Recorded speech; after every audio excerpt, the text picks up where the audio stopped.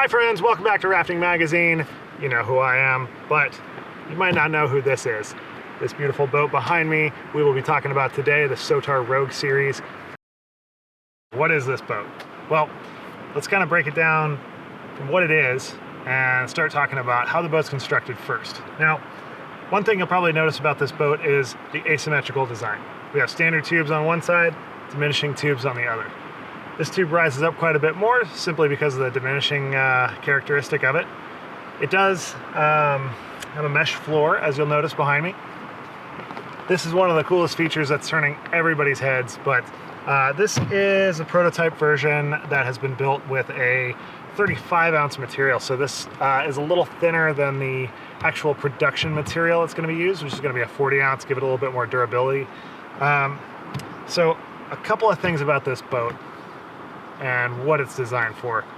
SOTAR really put this together as a lightweight, easy to carry, and highly stable, strong Class 5 boat. So tried to cover a lot of things when they were building it, and I know they've been working on it for quite a while. I've talked to Jeremiah over at SOTAR, who's been refining it and working on all these characteristics, but it's kind of a hybrid design. Now, when he designed it, you'll see there's a lot of really interesting features, really beautiful waterline, and we're going to get into that in a minute when we talk about how the boat tracks, how the boat moves, how the boat feels. But again, this mesh floor and kind of a general overview of the boat, it feels like a hybrid between a paddle cat and a raft. So when you get in this boat, when you feel how it moves, it does not move like a normal raft. A normal raft has a lot more drag because of the floor. It also moves a little bit differently because it's tracking on the tubes rather than on the floor. Typical boats of the 12-foot, kind of creek boat size and smaller tend to track on the floor just because of how the shape of the boat is and how it's typically designed. So you're gonna feel like you're in a paddle cat in a lot of ways. You need to drive it like a paddle cat. It moves like a paddle cat. However, when it hits features, a lot of times when you're in a paddle cat, you'll drop over a big drop, and the pointy parts of the tubes will either penetrate the bottom of the river and hit something on the bottom. Alternatively, that cross tube in front will hit the water at the bottom and you will just stop dead. A lot of times it'll make you want to go flying out the front of the boat.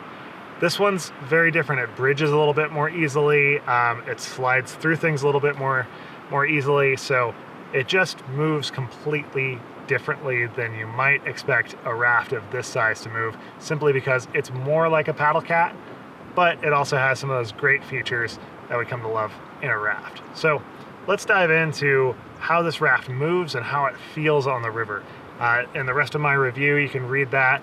And I broke everything down as much as I could with as much detail as I could for you. So let's just break it down more in terms of construction, how it moves, how it feels, and go from there. The next thing that everybody's asking about, and I know everybody's curious, and wants to know what this mesh floor is like and how it's constructed. So things I want to point out to you, right over here, we've got some grommets. We've got these little plastic grommet rings on my boat. Still not sure what the full production model is going to have. It might have some metal ones, but personally, I like the plastic ones. They save a bit of weight, so pretty good. This center compartment, now we're in the middle cockpit of the boat, but this center compartment has about an 1-inch closed cell foam pad in it. So when you're going down the river, if you straddle a rock, you got to drop knee, you hit that rock, it's not going to destroy your knee. So I've hit a lot of rocks with this. It's all good, works really well, super good padding. The other thing that's really important to this boat, and I think really bears some mentioning and scrutiny, is this handle strap. Now, down here at the bottom on the floor, there's a small, it's a small piece of webbing that's sewn into the floor. Now there's multiple of these that are set on the bow and stern tube, or inside the bow and stern compartment. When you look at these are integral to the design of the boat. You have to use them, and you have to use a strap around the fort, which is great because you have the handle strap right there, which is included. So great design, I like that, but you have to use it. If you don't, the floor will sink into the water and it won't be able to keep the floor aloft, and it'll just be dragging in the water, and it actually provides a hindrance to the performance of the boat. So that's something to note. And then also, this pad does not extend under the thwart, as you can see. So make sure you're wearing some good shoes, because if a rock comes through there, you're gonna wanna make sure that your shoe sole can absorb the impact of whatever rock that you hit. You know, I like something with a little squish to it, but also is pretty rigid. So, you know, I always wear La Sportiva TX3s, but Chaco sandals, nah, they're all right. They just do take a little bit of impact. So let me show you the other side of the floor so you can check that out. When I said this floor sits a little bit higher, this is what I'm talking about. You can see that if you had a normal raft where this strip is right here, this welded strip, the floor in a normal raft would probably be sitting about somewhere on that level. However, the floor is definitely a few inches higher than that. And then when you look at the boat, basically from the end on, you can see how that sits. So it definitely has the shape of a paddle cat. Now, I did take this boat on some pretty nasty rock and did get it scuffed up a little bit, which you can see right there. And you can always put a patch over that. This is urethane coated, so that is patchable.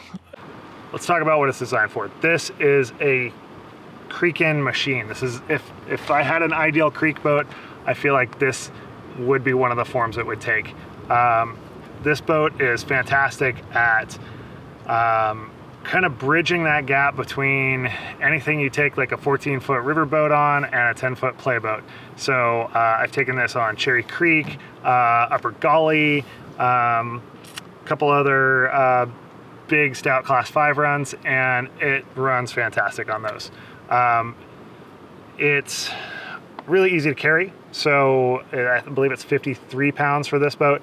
I can shoulder it. I like to flex on kayakers and just throw this boat on my shoulder and walk down to the river. Kayakers are like, hey, wow, that boat must be super light. I'm like, nope, just super strong. So it's fun to flex on your kayaker friends with it. But really, if you are a smaller paddler or you don't have a whole lot of core strength to paddle, say, you know, you're out with kids or things like that, you're gonna have a lot easier time moving this boat, because if you have a 100-pound boat, you know, and you're R2ing, each person has to move essentially 50 pounds. In this boat, you have to move 25, it's half of that. So fantastic boat for that sort of thing when you have kids or you're a smaller paddler, have trouble with leverage, things like that. It just reduces strain on your back, strain on your body. It's a breeze to paddle. It's super easy. It doesn't even feel like you're paddling a boat most of the time. So that's super cool. I do like that. One of the things though, I gotta say it's not built for is carrying gear. You know, you've only got 2 tubes. They're 20-inch tubes, so you have a lot more flotation with that. But the thing you gotta remember is you don't have a floor to keep that buoyancy. So I've had just around 500 pounds in this 12-foot raft, and the floor was underwater, and it really diminished its performance. So, you know, if you're looking for a big gear setup or a lightweight multi-day setup, this might not be the boat for you. If you're looking for a boat that you can paddle with a bunch of people in, so you have a family, you know, this also might not be the boat for you. Just personally, I feel like R2 is the best setup for this, and of the 3 sizes that I have played with, I think this is probably the best size that they have. You know, 12-footer, super love it. I've been using it a lot. And again, I've used a 10-footer, super fun, but again, I just feel like the 12-footer has a little bit more stability and you could do more with it. So with all my notes in hand, I've been asked a lot of questions, and I want to try and address as many of those as possible that I can. So the first thing I want to talk about is tracking and how this boat tracks. Now the boat tracks in a super interesting manner. Like I said, it's like a paddle cat, and I'll get into the construction in a little bit, but it moves like a paddle cat, it feels like a paddle cat, like I said. So what you'll notice is this tube right here, this is called the A tube, the first tube, basically the side tube. What you notice on a lot of other standard rafts is that it'll start to move in right after the thwart, And this one is not designed like that. This one is designed with extra length on these tubes that extend beyond the thwart. And that was done for a reason, again, just to improve the stability of the raft a bit, and also to improve how much buoyancy the raft has. And because this raft is so buoyant, despite not having a floor, it works pretty well. The fact that these straight tubes are so long, like I said, that's why it feels like a paddle cat, because it feels like a boat that's a little bit longer. It feels like a 13-footer, maybe even like a 14-footer, somewhere in between there. That's kind of how it feels on the water. So when we move into talking about rotation and turning, this boat will turn a little bit slower than a boat of a similar class. So if you're used to, a Puma, for instance, or a Super Puma, that size boat is going to turn a little bit faster. Even a SOTAR SL with the diminishing tubes, or an Air Double D, for instance, those boats are going to turn quite a bit faster simply because you don't have as long of an A tube. And those boats also, some of them do track on the floor rather than on the tubes. So that helps it to turn and rotate a bit faster. So let's talk about the speed of this boat and the overall mass. This boat does not have a lot of mass to it, so it changes the way it moves. Overall top speed of this boat, probably one of the slower boats that I have paddled within this class of boat. So if you are looking for a creek boat or a small river boat, this one is really slow. It does pick up speed very fast. It just doesn't move very fast. So you can get to your top speed pretty quickly, and that all just has to do with how much mass this boat has. We do have a beginner paddling series lesson that is out about tracking and momentum, and we'll tell you more about why that is if you have questions about that. But when I come up to a large feature, it doesn't punch large features very well. You hit a feature, it deflects you off. Some eddy fences have deflected me. I was running mushroom on Cherry Creek, and there's a large eddy fence that I hit, and I just bounced right off of it. So that's something to keep in mind. Large features will bounce you around. However, acceleration is incredible for this boat. So this boat's signature is last minute moves. You can move up to a large feature, turn and move out of the way real quick. It's really agile like that. It is super easy to get up to speed. 2 or 3 paddle strokes, boom, you're at the boat's top speed already. You're moving quick, you're moving fast down the river. So if you see a large feature and you go, well, I don't want to go there, I want to be 2 feet over to the right, 2 draw strokes, you'll fly right over. This boat moves very quickly, even laden with paddlers. A thing I also like to mention about comfort of sitting in this boat. Now I'm 6 feet 2 inches, and what's cool is that the thwarts do move forward and back. So there's multiple attachment points for it to move, which is pretty awesome. But the floor does sit pretty high in the boat, so you kind of feel like you're scrunched down a little bit. I kind of feel the same way in this boat as I do my 10-foot Air Cub, just because the floor is so high up. It will kind of keep your legs up there a little bit more. So that is definitely something to keep in mind. And then also when it flips, wraps, and pins, these are all critical elements. This boat has a deeper draft than a raft of a similar size you might expect. So it's sitting deeper in the water, it's going to pin on more rocks on the tubes. You can straddle stuff like a paddle cat, but when the tube rubs over something, yeah, it's going to slow down and be a little bit different. So just bear that in mind. And then the really cool thing is that when you hit some sort of feature like a rock, this boat kind of begins to wrap real quickly, and then the water sieves through the floor and then pops back into shape. And the same thing happens when you hit a hole. So I've hit large holes with this. The bottom of the boat kind of curls like this, and then it wants to pop back to its original shape once the water drains out of the floor. And the water just drains instantly. I mean, it's so quick with how fast the water drains. So if rivers you run, you have a problem with the water draining quickly, this boat is gonna help you out with that. So like I always say, just remember what the boat is for.